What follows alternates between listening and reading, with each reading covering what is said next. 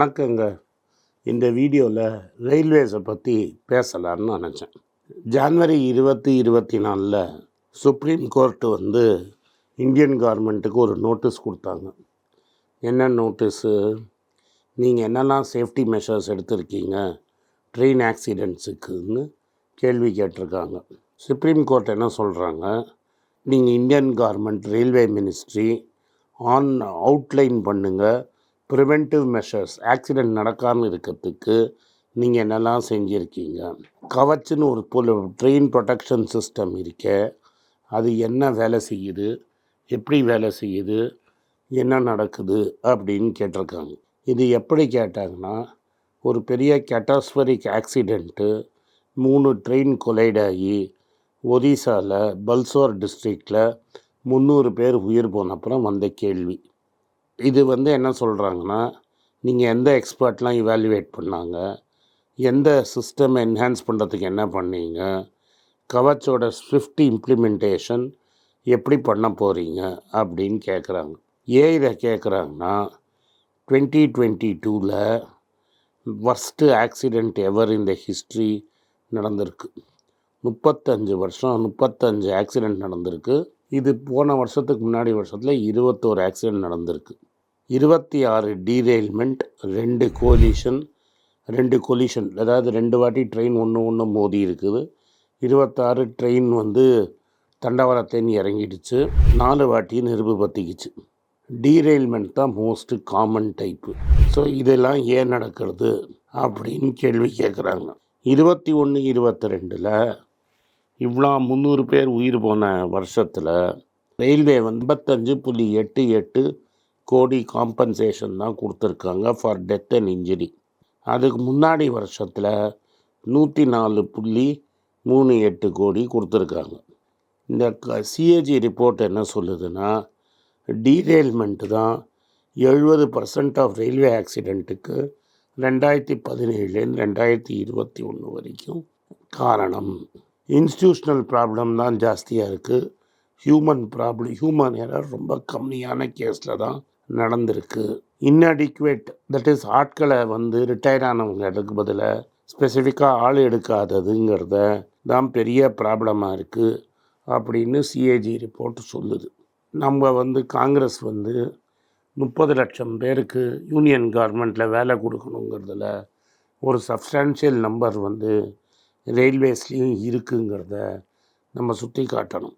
2023 union budget என்ன பண்ணுறாங்கன்னா, stagnant capital expenditure, அதாவது கேபிட்டல் எக்ஸ்பெண்டிச்சர், நீங்கள் புது ரயில் போடுறது, புது ட்ரக்கு, புது கேரேஜ் காட்டுறது, இதில் செலவு பண்ணுற காசு கம்மியாக இருக்குது.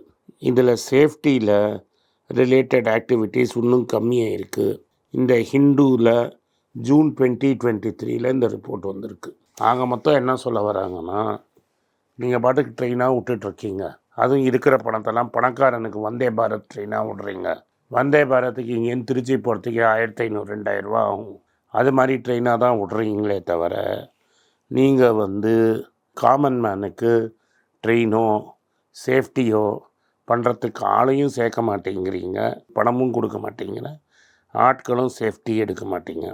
சென்னையிலேருந்து கோயம்புத்தூருக்கு ஆர்டினரி டிக்கெட்டில் போனீங்கன்னா 1365 ரூபா ஆகுது. 308 கேட்ரிங் சார்ஜஸையும் சேர்த்து. எக்ஸிக்யூட்டிவ் கிளாஸில் போனீங்கன்னா 2485. இதில் 369 ரூபா கேட்ரிங் சார்ஜ். அரவுண்டு 20% ஆஃப் ஏர்லைன்ஸோட பேஸ் வந்தே பாரத்துக்கு போயிருக்கு. ரயில்வேஸ் எப்போதும் வந்தே பாரத்தை பற்றி தான் பேசிகிட்ருக்காங்க. இன்ஃபேக்ட் அதை சாஃப்ரன் கலராக மாற்றணும்னு சொல்கிறாங்க. 400-450 வந்தே பாரத்தை விட போகிறோம். அதை தவிர சாதாரண ட்ரெயின் 200-250 பண்ண போகிறோங்கிறாங்க.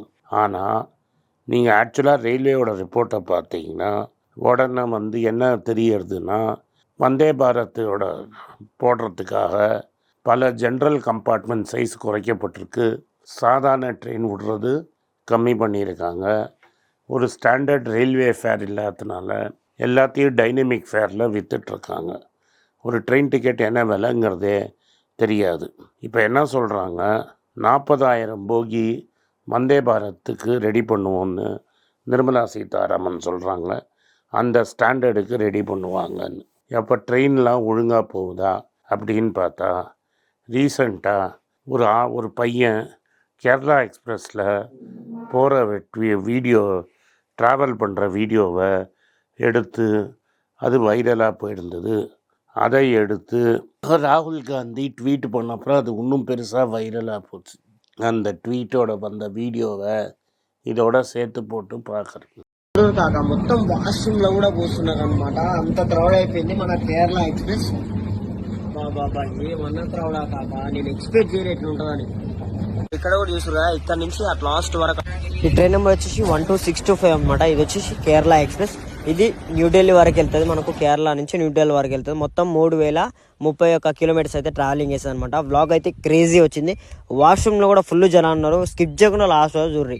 எப்போதும் வந்தே பாரத் கொடியாட்டிட்டு இருக்கிற பிரதமர் இது மாதிரி ட்ரெயினும் இருக்கு நாட்டில்னு தெரிஞ்சுக்கிறாராம். கவர்மெண்ட் பாலிசிஸ் வந்தே பாரத் மாதிரி பணக்காரன் அப்பர் மிடில் கிளாஸ் வர்க்கத்துக்கும் பணக்காரங்களுக்கும் போகிற ட்ரெயினை தான் ஃபோக்கஸ் பண்ணுறாங்களே தவிர, சாமானியன் தமிழ்நாட்டுக்கு வேலை செய்ய வரவன், கேரளாவுக்கு வேலை செய்கிற வரவன், திரும்பி லக்னோ பீகார்னு ஊருக்கு போகிறவன் தான் மேக்ஸிமம் ட்ரெயின் யூஸ் பண்ணுறான். யூபியிலேருந்து பீகார்லேருந்து ஜார்க்கண்ட்லேருந்து வெஸ்ட் பெங்காலுக்கு சவுத்தில் வேலைக்கு வரவன் தான் இது மாதிரி செகண்ட் கிளாஸ் ட்ரெயின்ஸை யூஸ் பண்ணலாம். அந்த ட்ரெயினில் ஜென்ரல் கோச்சு, ரிசர்வ்டு கோச்சஸ்னு இருக்குது. ஜென்ரல் கோச்சில் அன்ரிசர்வ்டில் யார் வேணால் ஏறிக்கலாம். இந்த ஜென்ரல் கோச்சில் நம்பர் ஆஃப் சீட்ஸை குறைச்சிடுறாங்க. நிறைய இடத்துல பேசஞ்சர்ஸ்கிட்ட கன்ஃபார்ம் டிக்கெட்ஸ் இருந்தாலும் அவங்களுக்கு சீட்டு கிடைக்கிறதோ இல்லை படுக்க பர்த்து கிடைக்கவோ கஷ்டப்படுறாங்க. அவங்க ஃப்ளோரில் உட்காந்துக்கிறாங்க. தட் இஸ் ட்ரெயினோட ஃப்ளோர்லேயோ பாத்ரூம்லேயோ உட்காந்து தொங்கி போகிறத அந்த வீடியோ காட்டுது. இன்றைக்கி நடக்கிற கார்மெண்ட் ரயில்வேஸுங்கிறது குட்ஸை டிரான்ஸ்போர்ட் பண்ணி அதில் வர லாபத்தில் பேசஞ்சரை சீப்பாக ஊருக்கு கூட்டிகிட்டு போகணும். பஸ்ஸு இப்போ தமிழ்நாடு மாதிரி ஊரில் அது பெரிய ப்ராப்ளம் இல்லை. நல்லா ரோபஸ்ட் பஸ் சிஸ்டம் இருக்குது. பட் லாங் டிஸ்டன்ஸ் இங்கேருந்து நீங்கள் லக்னோ பீகார் போகணுன்னா ஏழை மக்களுக்கும் நடுத்தர மக்களுக்கும் வண்டி தேவை. மெட்ராஸ்லேருந்து பாம்பே போகணுன்னா கூட தேவை. இந்த மாதிரி வண்டிகளுக்கு நீங்கள் இம்பார்ட்டன்ஸை குறைச்சிருக்கிறீங்க. வந்தே பாரத் இவ்வளோ பேசினப்புறம் கூட இந்தியாவில் 34 ரூட்டில் தான் ஓடுது. மெட்ராஸ் பெங்களூர் மாதிரி இடத்தெல்லாம் ஃபுல்லாக ஓடுற ட்ரெயின் பல ஊரில் காலியாக ஓடிட்டுருக்கு. நீங்கள் ஷோ பீஸ் மாதிரி டிவியில் காட்டுறதுக்கு ஒன்றும், மக்கள் ட்ராவல் பண்ணுற ட்ரெயினை வேறு மாதிரி இருக்குது. அந்த வீடியோ தான் அந்த வைரலாக போன வீடியோ. இந்த வீடியோ என்ன சொல்கிறதுங்கிறத நீங்களே பாருங்கள். நியாயமாக நீங்களே முடிவு பண்ணிக்கங்க. நன்றி, வணக்கம். உங்களுக்கெல்லாம் தெரியும், ரீசெண்டாக மீடியாவில் பார்த்துருப்பீங்க, ஏன்னா தமிழ்நாடு காங்கிரஸ் கமிட்டி ஊடக பிரிவு தலைவராக அப்பாயிண்ட் பண்ணியிருக்காங்க. ஸோ பொலிட்டிக்கலாக என்னோடய வியூஸ் என்ன அப்படின்னு நீங்கள் ட்விட்டரில் ஃபாலோ பண்ணணும்னு நினச்சிங்க, @anandes1967 என்னை ஃபாலோ பண்ணுங்கள். என்னோட real original ID Twitter ID for politics அதுதான். ஸோ பாலிட்டிக்ஸ் சம்மந்தப்பட்ட என்னோட எல்லா ஒப்பீனியன்ஸ், வியூஸ் எல்லாமே அதில் வரும். அதில் ஃபாலோ பண்ணுங்கள். நன்றி, வணக்கம்.